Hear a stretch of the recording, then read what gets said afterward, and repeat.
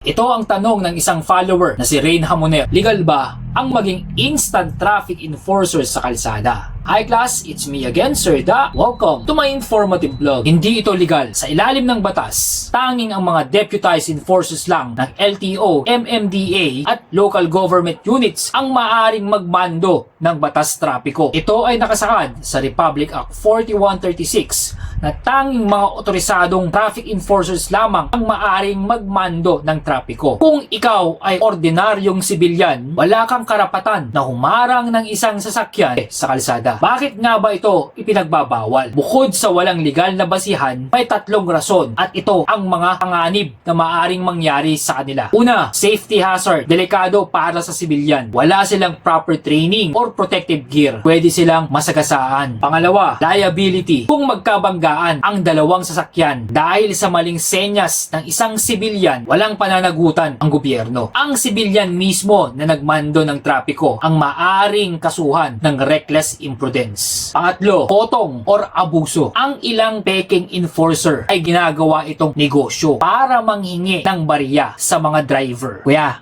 pengibarya. Tandaan, bawal manghingi ng pera sa pampublikong kalsada. Pero teka, may exemption ba? Siyempre. Pero pwede lang itong gawin sa mga emergency situations or force majeure. Halimbawa, may nangyaring matinding aksidente sa kalsada at kailangang umiwas ng mga sasakyan upang hindi magkabuhol-buhol at magdulot ng panibagong aksidente. O kaya nasiraan ang traffic light habang bumabagyo at wala pang dumarating na traffic enforcer. Dito pumapasok ang tinatawag na citizen civic duty o kusang pagtulong para mas maiwasan ang mas malaking sakuna. Pero tandaan, temporary lang ito hanggat hindi pa dumarating ang mga totoong otoridad. Maaari din itong gawin sa loob ng pribadong subdivision. Ang kanilang mga security guard ay may karapatan na magmando ng batas trapiko alinsunod sa kanilang homeowners association rules. Ngunit hindi sila maaring magkumpiska ng driver's license. Maaari din itong gawin